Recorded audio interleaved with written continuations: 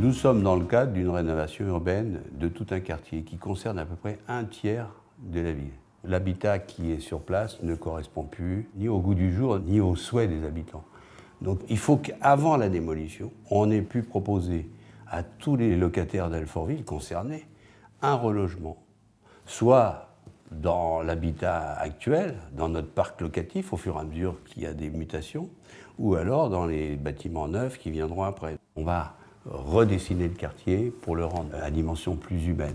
Ça ne concerne pas que l'habitat, il y a des équipements publics, il y a de la voirie, il y a tout un tas de choses. Et tout ça est lié, bien sûr, et c'est des engagements très forts pour une ville comme la nôtre. L'équilibre d'une ville aujourd'hui, c'est de pouvoir y travailler, c'est de pouvoir y loger, mais tout le monde. Pas seulement qu'une catégorie de population. Les gens du Sud vont aller habiter dans le Nord, du Nord vont être attirés par la rénovation du Sud. Donc on va refaire un brassage de la population. C'est ça la mixité, c'est vivre ensemble.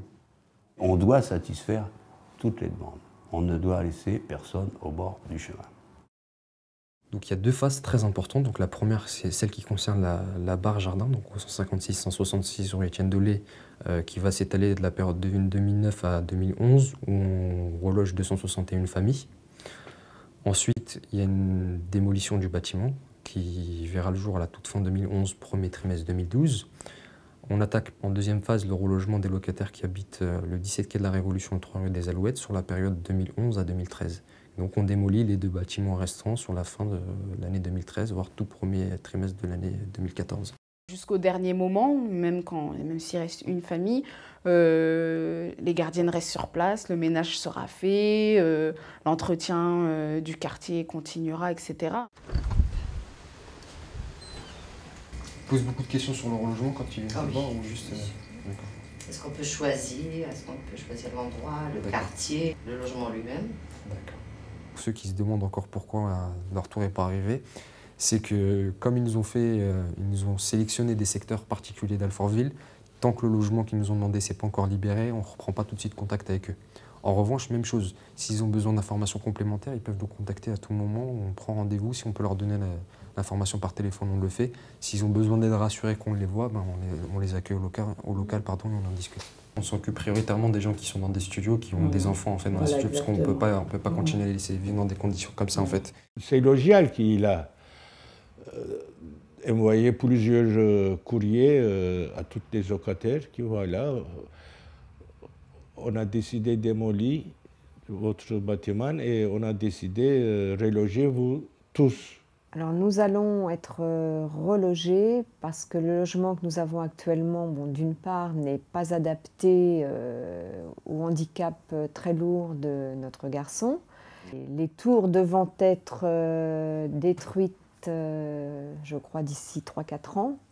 Donc nous profitons de cela pour être relogés dans un logement beaucoup plus adapté, plus fonctionnel. Le relogement concerne beaucoup de personnes, donc on fait ça par étapes. Avant le début du processus de relogement, donc à la fin de l'année 2008, il y a des enquêteurs qui sont passés chez les gens, qui ont interrogé les personnes sur leurs souhaits.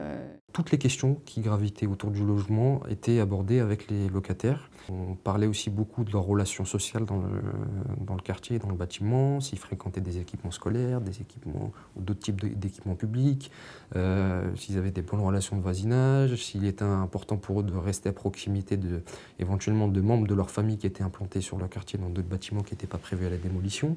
Et ensuite, on a commencé à amorcer donc, ce qu'on appelait la phase de deuxième rencontre, donc une rencontre organisée par l'équipe de relogement, donc moi-même le chargé de mission de relogement et la conseillère sociale. On propose aux gens de venir ici sur les heures de permanence, donc ils appellent pour prendre rendez-vous, donc on les reçoit ici.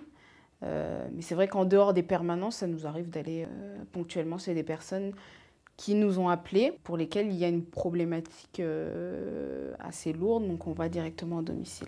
Nous avons rencontré M. El Mouftari. Je tenais à ce qu'il vienne à notre domicile justement pour se rendre compte de nos difficultés et qu'il puisse le répercuter auprès de Logial. Au cours de l'entretien, le principe en fait, c'est de présenter un peu plus en détail le dispositif de relogement aux locataires en leur expliquant leurs droits au relogement. Donc les fameux trois possibilités d'être relogés. la prise en charge de l'ensemble des frais liés au relogement, donc y compris déménagement. On leur explique aussi beaucoup la façon dont les choses vont se dérouler. Donc ça faisait combien de temps que vous aviez une demande de logement? 2003. 2003, quand vous avez eu un nouvel enfant, en 2000, Ouais. à cette période-là 2003. 2003, vous avez eu un autre enfant. D'accord. C'était petit à la maison? Ouais, c'est le petit, ouais. Un peu petit. Ouais. Vous avez 80 mètres carrés, oui, ouais. C'est... 8 personnes. Ouais. Toutes les semaines, on reçoit les congés de logement dédiés au relogement. Donc on regarde, on a telle typologie, à telle adresse, etc., à tel étage, de telle surface. Donc on voit à quelle famille ça pourrait correspondre. On fait une visite et puis là on explique aux locataires ce qu'on est en capacité un peu de pouvoir faire en matière d'embellissement dans les logements existants. Nous, on a trouvé très bien, on a accepté, depuis qu'on est là, on est très content même. Pas content, très content. Ce qui a été plutôt pensé au niveau de la stratégie de relogement, c'est véritablement d'offrir la possibilité à nos locataires de faire un choix en matière de relogement. Donc la première catégorie de choix qu'on leur a offerte, c'était un choix soit d'aller dans le patrimoine neuf, en essayant de leur localiser les futures opérations de construction neuve, soit d'aller dans le patrimoine existant. Ils font des rideaux en voile, c'est tout à fait léger. C'est pas hyper pratique pour monter dans la baignoire, là. Là, ça va servir à pas... Je suis sûr que tu vas pas pouvoir monter correctement dedans. Je chaudrais l'escabeau, et puis je chaudrais dedans. Oui, Bah moi je vais voir déjà, je vais voir demander si c'est si techniquement, voilà, possible d'inverser, de mettre la robinetterie là-bas et de vous installer une rampe avec, ou autrement si c'est pas possible, on demande à installer un bac à douche. Non, vous laissez à ce moment-là. Le lit, c'est impossible, je le souhaite comme ça, les deux tables de lit, puis l'armoire comme ça. La Franprix, comme à côté de chez moi. Ah ouais, c'est très Tu bien. vois, je les connais. Ah, puis les murs sont pas écrits, tout ça, c'est bien. C'est agréable là. Ça fait du bien quand même. Hein. Je sais pas pourquoi ils font ça. Vous allez réfléchir ou c'est celui-là? Je vous le dirai pas. Je crois qu'il vous a plu, moi. Ah oui, oui. Donc le locataire a 5 jours pour réfléchir sur ce logement-là, donc il nous donne sa réponse. Si sa réponse est positive, on constitue un dossier donc avec des pièces justificatives, etc. Le classique, et on passe en commission de logement classique.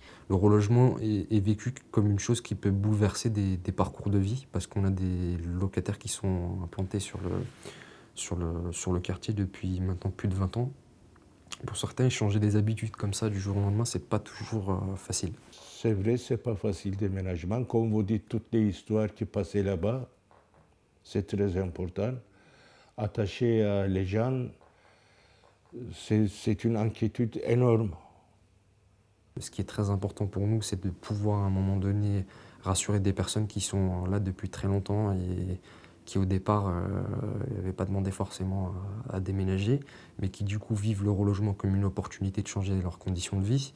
C'est aussi rassurer des personnes qui pensent qu'on va leur faire quitter la ville d'Alfortville, alors que ce n'est pas forcément le cas, ce n'est pas l'objectif du relogement. L'objectif du relogement, c'est de reloger tous les locataires, tous nos locataires en tout cas, sur la ville d'Alfortville. On n'a pas l'impression vraiment d'être parti, puisqu'on est toujours à Alfortville. Ça fait pas un grand changement comme ça pour nous.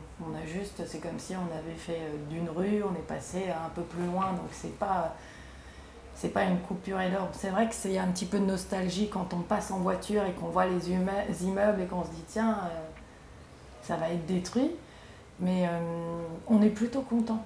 On a eu peu de gens, surtout au début, des personnes qui croyaient pas trop en nous en fait. Les gens se sont dit ça fait pas mal d'années qu'on entend parler de ce projet. On sait de toute façon qu'il n'y a pas de logements sociaux, les demandes sont bloquées pendant des années et des années. On avait de l'espoir, on avait vraiment de l'espoir en se disant tiens, cette fois-ci, justement parce qu'il va y avoir déjà une démolition de l'immeuble et le fait que nous on demandait depuis déjà plusieurs années, peut-être que cette fois ça va aboutir. Donc on espérait juste que ça aille assez vite en fait. Au début, je sentais des inquiétudes dans mes audiences, les gens venaient me voir en me disant « Monsieur le maire, mais qu'est-ce que vous allez faire de nous ?» Et aujourd'hui, je n'ai plus ces questions-là. Je n'ai plus de l'aide sur ce sujet-là. Ça tourne. Logial a fait son travail. Ils ont rencontré les gens, il y a eu de la concertation. Moi-même, j'ai fait des réunions publiques avec mes adjoints, avec le président de l'OGIAL, Luc Carvounas. On a donc bien travaillé là-dessus. On a bien préparé le terrain. On peut recevoir des locataires qui sont récalcitrants en permanence au relogement avant de les rencontrer. Et une fois qu'ils sont sortis du bureau, ils n'ont plus du tout la même vision du relogement. Ils remarquent dans la façon dont on s'adresse à eux, qu'on les respecte, qu'on est là aussi pour défendre leurs intérêts. Ah ouais, mais là on peut carrément toute la famille manger à l'extérieur. Enfin, tu fais beau. Ah ouais, bien sûr. Personnellement, je m'attendais vraiment à beaucoup. Dans ma tête, voilà, dans ma tête, je me suis dit c'est petit pour pas être déçu. Quoi, Non. On a vraiment l'impression qu'il y a un suivi, quoi, que nos attentes sont prises en compte et que, voilà, que ça ne va pas être fait comme ça, la va-vite et n'importe comment. Enfin, du moins, on l'espère. Je pense que ça en prend un bon chemin. C'est vrai qu'ils nous ont vraiment bien écoutés parce qu'on a dit qu'on souhaitait aller donc ailleurs, déjà d'une part, dans un endroit calme. C'est chose faite. On a demandé aussi un appartement neuf pour éviter justement d'avoir à faire tout les peintures ou autres. Donc ça a été fait aussi. C'est tout neuf. Les gens nous remercient même aujourd'hui. Les gens, par exemple, qui sont relogés, encore aujourd'hui, parfois nous appellent pour nous remercier vraiment pour ce qu'on a fait pour eux. Pourtant, on ne les a pas forcément vus 10 fois. On les a parfois vus 3 fois, 4 fois. Et pourtant, pour eux, on a vraiment été une aide magnifique. Depuis quelques années, on voulait quitter notre Rueti Ndolé. C'est une bénédiction, comme tu as dit tout à l'heure, ma vie. Vraiment. Vraiment.